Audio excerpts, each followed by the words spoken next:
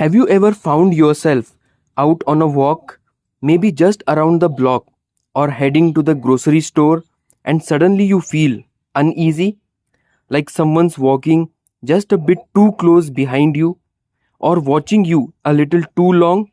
You tell yourself it's probably nothing, but your gut says otherwise. That feeling, that instinct, it's real, and you are not alone. As we age, we often become more aware of our surroundings and sometimes more vulnerable too. It's not a weakness, it's just the truth of getting older. Maybe you don't move quite as fast as you used to, or your balance isn't what it was at 40. That's okay. It just means we have to be a little smarter, a little more prepared, and a whole lot more confident in how we handle ourselves. And that's what we are here for today. In this video, we are going to talk about something incredibly important: your safety. Specifically, we are diving into 4 practical, simple, and powerful self defense tips that every older adult should know. You don't need to be strong, fast, or even particularly flexible to use this. You just need the right mindset, a little awareness, and a few easy techniques that can give you confidence wherever you go. So let's talk about the first one. It all starts with being aware of your surroundings. Now, I know that might sound obvious, but let me tell you, being aware isn't just looking around, it's being present. It's walking without distractions, like not having both headphones in or staring down at your phone.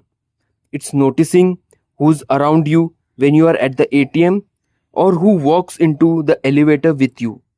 Think about it like this: the more alert you seem, the less likely someone is to try and take advantage of you. Most troublemakers out there are looking for someone who's distracted, unsure, or unaware.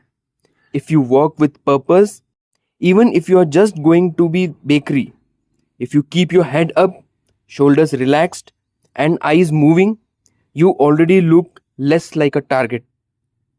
I have a friend named George. He's 72 and walks every morning. He told me once that he always nods or says a simple morning to people he passes. Not only is it friendly, but it tells others he sees them, he is paying attention.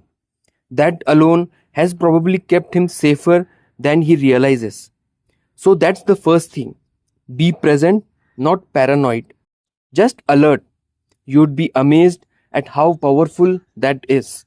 Now, let's move on to something even more hands on, and honestly, it can be a bit of a game changer. It's learning how to use your voice as a tool. Yes, your voice. You see, a loud, confident voice can be just as effective as a punch, sometimes more. If someone ever comes close to you or you feel threatened, one of the best things you can do is speak up. And I mean, really speak up. Shout, back off, or leave me alone in a firm, clear voice.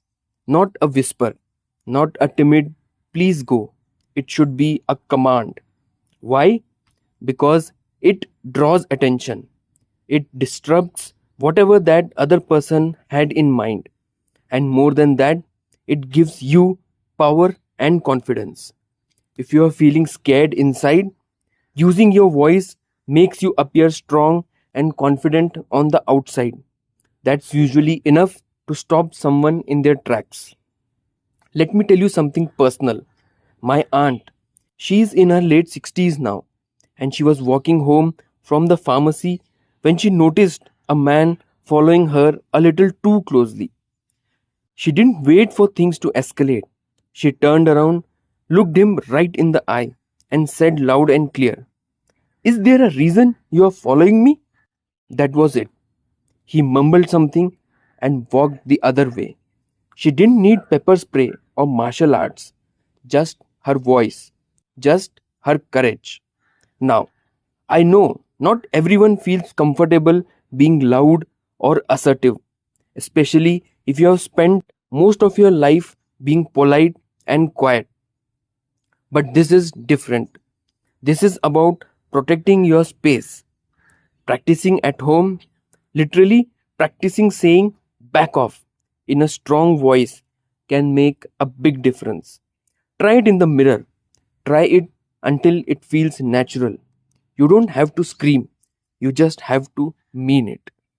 Feeling safe isn't about being fearless, it's about being ready in your own way with tools that work for you.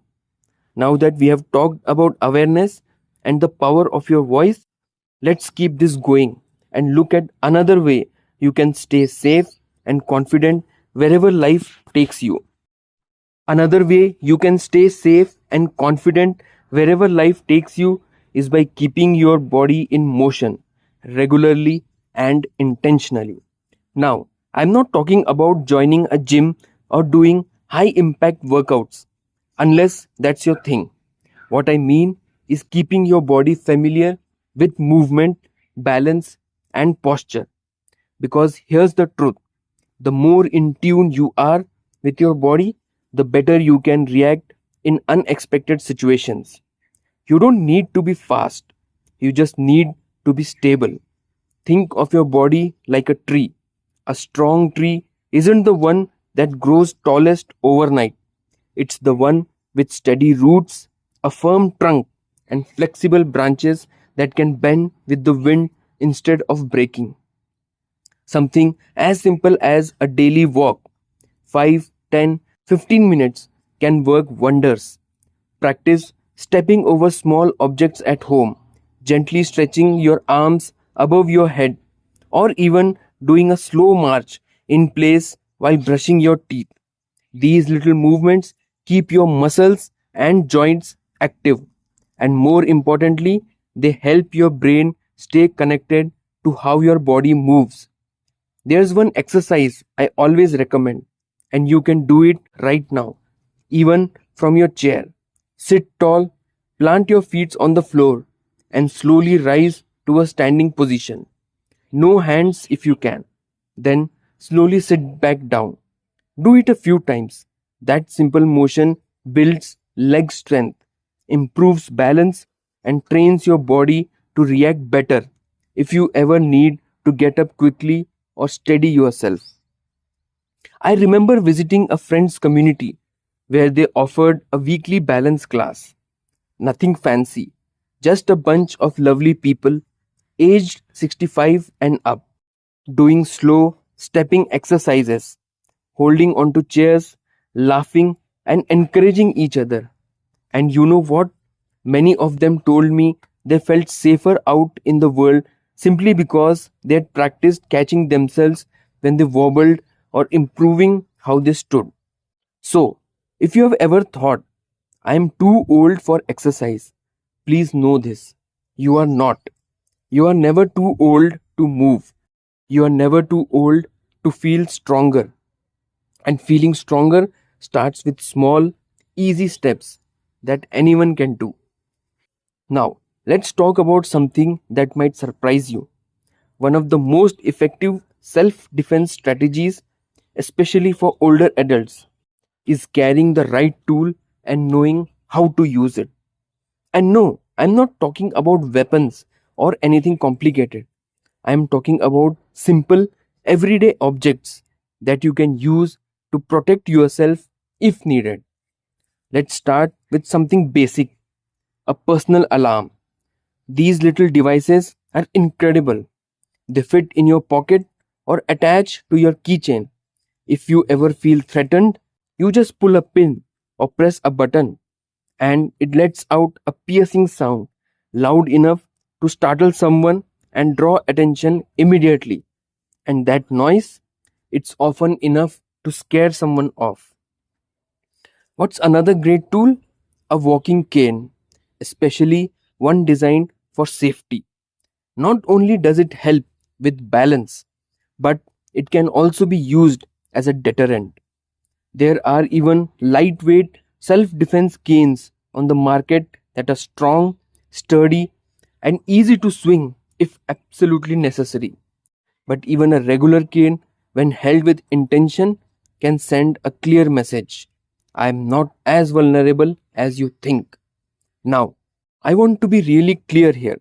Self defense isn't about violence, it's not about fighting or turning yourself into someone you are not. It's about being prepared. It's about having something in your hand or on your person that makes you feel more secure. That can be a whistle, a flashlight, a cane, or even your cell phone with emergency contacts on speed dial. The important part is that you practice with whatever tool you choose. Get comfortable holding it. Know how to activate that alarm or grip your cane firmly, because in a stressful moment, muscle memory can make all the difference. So let's take a deep breath here. You have already taken in so much, and I want to remind you, you don't have to do all of this at once. This isn't about fear, it's about empowerment. You are not helpless, you are not fragile, you are wiser, more aware, and maybe a little slower than used to be, but you are still strong in ways that truly matter. Every one of these steps we have talked about builds on that strength.